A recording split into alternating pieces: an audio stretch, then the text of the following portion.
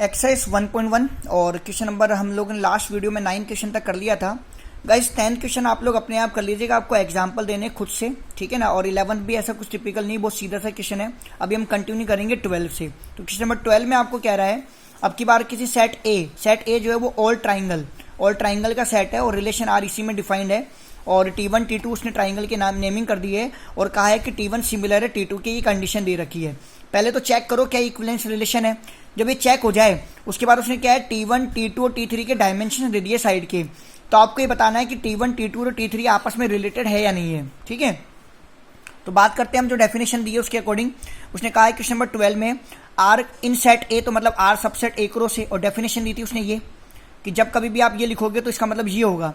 तो रिफ्लेक्सिव के लिए डबलेट देखते हैं। तो डबलेट का मतलब हो गया T1 एंड T1। यहाँ पर T1 एंड T1 लिखेंगे भाई। रिफ्लेक्सिव में यहाँ पे थोड़ा आप करेक्शन कर लीजिएगा, T1 T1 आएगा। क्या आएगा? T1 T1 belongs to R। तो इसका मतलब हो गया T1 किसके सिमिलर हो गया? T1 के। तो हर ट्राइंगल खुद के आपस में सिमिलर, खुद ट्राइंगल खुद के सिमिलर होता है। तो रिफ्लेक्सिव हो गया। सिमेट्रिक में देखेंगे उल्टा पुल्टा, अगर T1 T2 R में बिलोंग करेगा तो डेफिनेशन बोलती है T1 बिलोंग्स टू T2, ठीक है। Sorry, T1 similar to T2, ये सिमिलर का साइन है। अब ए बी के बाद बी सी। अब देखो आप ऐसे लिखो कि T1 सिमिलर T2 लिखो, या आप लिखो कि T2 सिमिलर T1, बात तो एक ही है। अगर मैंने लिखा कि T2 सिमिलर T1 तो इसका मतलब सीधा सीधा सही हो गया कि T2 और T1 R में बिलोंग करते हैं। तो उल्टा और पुल्टा आ गया, सिमेट्रिक हो गया। अब ट्रांजिस्टिव देखते हैं, ए बी बी सी और ए सी। तो T1 T2 के लिए बन गया T1 सिमिलर T2, फिर BC मतलब T2 T3 के लिए बन गया T2 सिमिलर T3। कंपेयर कर लो, T2 को हटा दो तो T1 किसके सिमिलर आ जाएगा? T3 के। और T1 अगर T3 के सिमिलर हो गया तो मतलब T1 T3 belongs to R। मतलब AB था, BC था और AC मिल गया, तो ये इक्विवेलेंस रिलेशन है। अब आप बात करते हैं कि T1 T2 और T3 की डायमेंशन दे रखी थी। अब आपको बताना है कौन आपस में सिमिलर है। तो देखो भाई, यहाँ पर आप देखो ये जो है ना T1 और T2 को साइड का जो रेशियो है बराबर नहीं है। 3/5, 4/12, 5/13 बराबर नहीं है, लेकिन T1 T3 में बराबर हो रहा है। 3/6, 4/8 और 5/10 कितना जाएगा? 1/2 सब में। तो T1 और T3 आपस में क्या है? सिमिलर है।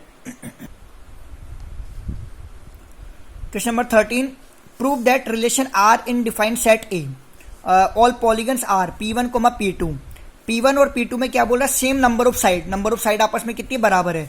क्या इक्विवेलेंस रिलेशन है? उसके अब आपको बताना है। उसके बाद क्या बताना है? What is the set of all the element of A in A related to the right triangle T with side 3, 4, 5, ठीक है। तो जरा देख लेते हैं। आर इन सेट ए का मतलब तो ये होता है, ये अब तो समझ में आ गया होगा आप लोगों को।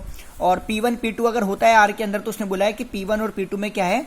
नंबर ऑफ साइड के आपस में बराबर है। तो रिफ्लेक्सिव के अंदर देखेंगे डबलेट P1 P1। अगर P1 P1 आर में होगा तो डेफिनेटली P1 और P2 में नंबर ऑफ साइड बराबर होगी। तो रिफ्लेक्सिव हो गया। सिमेट्रिक ए बी मतलब P1 P2 को देखता हूँ तो P1 और P2 में नंबर ऑफ साइड बराबर है। तो इसको ये भी तो लिख सकता हूँ कि P2 और P1 में नंबर ऑफ साइड बराबर है। तो इसका मतलब हो गया P2 और P1 बिलोंग्स टू R हो गया। तो ये सिमेट्रिक भी हो गया। ट्रांजिस्टिव पे आ जाओ, तो P1 P2 मतलब ए बी आर में है तो P1 P2 में नंबर ऑफ साइड बराबर है। और फिर ए बी के बाद बात करेंगे BC की, मतलब P2 और P3 की। तो P2 और P3 के भी नंबर ऑफ पेज बराबर होंगे। कंपेयर कर लो, P2 से P2 कट जाएगा तो P1 और P3 में नंबर ऑफ पेजेस साइड बराबर आ जाएगी, साइड या पेजेस जो भी है साइड बराबर आ जाएगी, ठीक है ना। तो इसका मतलब हो गया कि AC R में बिलोंग कर गया, मतलब P1 P3 R में बिलोंग हो गया। तो ये तो क्या हो गया? आपका इक्विवेलेंस रिलेशन हो गया। अब उसके बाद उसने बोला था कि element A related to right triangle T with side 3, 4, 5 R other R those triangle.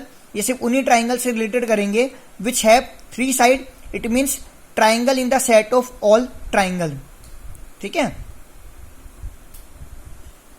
I hope आपको ये बात समझ में आ गई होगी, क्योंकि वो बात कर रहा है ट्राइंगल की ना। तो ट्राइंगल का मतलब 3 साइड की बात होगी कि 4 और 5 साइड तो होती नहीं है। तो जो रिलेशन होगा वो किससे होगा? ऐसे ट्राइंगल जिनमें 3 साइड्स है, ठीक है, उनसे वो रिलेटेड हो जाएगा। अभी बात करते हैं क्वेश्चन नंबर 14 की। तो क्वेश्चन नंबर 14 में क्या कह रहा है आपको वो कि एल कोई लाइन्स है, लाइन का सेट है XY प्लेन में, और रिलेशन की डेफिनेशन है L1 L2 और L1 और L2 पैरेलल है, ठीक है। पहले तो बताओ क्या इक्विवेलेंस रिलेशन है। उसके बाद बताओ ये जो लाइन दे रखी है ना, इस लाइन के लिए और कौन सी लाइनें बन सकती है जो L1 पैरेलल टू L2 वाली बात को सेटिस्फाइड करे। देखो पहले तो चेक करते हैं इक्विवेलेंस। तो रिफ्लेक्सिव वाली बात तो समझ में आ जाएगी कि ये डेफिनेशन थी कि L1 पैरेलल टू L2। तो L1 L1 के लिए बोलूंगा मैं कि L1 और L1 पैरेलल होएगी। ये तो रिफ्लेक्सिव हो गए, डबलेट होंगे सारे। सिमेट्रिक में देखो L1 और L2 की बात करूंगा तो L1 और L2 पैरेलल है। तो ये भी तो बोल सकता हूँ कि भाई L2 L1 के पैरेलल है, और L2 अगर L1 के पैरेलल तो L2 को L1 R में बिलोंग करेगा, तो उल्टा और पुल्टा आ गया, तो सिमेट्रिक हो गया। अब बात कर लो अब ट्रांजिस्टिव की। अगर हम ट्रांजिस्टिव की बात करते तो देखो L1 और L2, तो L1 पैरेलल L2, तो AB हो गया BC, L2 L3, तो L2 पैरेलल L3, ये BC आ गया। तो कंपेयर कर लो, L2 को साइड में करो, कंपेयर करने के बाद बचेगा कौन, L1 L3, तो L1 और L3 पैरेलल हो गया, और ये पैरेलल हो गया, तो L1 को L3 R में बिलोंग कर गया, तो ये इक्विवेलेंस रिलेशन हो गया। ये पैरेलल वाली बात कर रहा है। अब उसने बोला था ये लाइन है आपके पास, अब आप बताओ ऐसी कितनी लाइन है जो इसके पैरेलल होगी, जो इससे रिलेटेड होगी। तो सीधी सी बात है, पैरेलल के लिए क्या होता है कि ऐसी लाइनें जिनके स्लोप बराबर हो, पैरेलल लाइनें होती है। तो y बराबर 2x + 4 है, तो भाई स्लोप बराबर होना चाहिए। यहाँ पर 2 है ना, तो जितनी भी लाइनें बने उसका स्लोप 2 होना चाहिए। बाकी जो 4 है ना कांस्टेंट है, वो कुछ भी हो, तो मैंने C लिख दिया। तो ऐसी लाइनें जिनका स्लोप 2 होएगा, वो सारी लाइनें y बराबर 2x + 4 से क्या होगी, रिलेटेड होएगी। आई होप इतना आप लोगों को समझ में आ गया होगा। नाउ क्वेश्चन नंबर 15 की बात करते हैं। आर कोई सेट है जो इसमें रिलेटेड है, और आर बना के दे दिया आपको। देखो आर के सारे ऑर्डर पेयर बना के दे दिए आपको, इनमें से चेक करना है कौन सा ऑप्शन करेक्ट है। तो आप जरा ध्यान से देखो, इसके अंदर ये आपको उसने यहां से यहां डिफाइन था ये, तो इसका सबसेट हो गया आर, और ये बना के दे दिए उसने, ठीक है ना। अब आप देखो ध्यान से, क्या ये रिफ्लेक्सिव है, क्या सबके डबलेट है, क्या 1 1 बिल्कुल है, 2 2 बिल्कुल है, 3 3 बिल्कुल है, 4 4 भी तो देखो रिफ्लेक्सिव है, डबलेट है। सिमेट्रिक की बात करो 1 2 है, तो क्या 2 1 है, क्या कहीं नहीं दिख रहा 2 1, सिमेट्रिक है ही नहीं।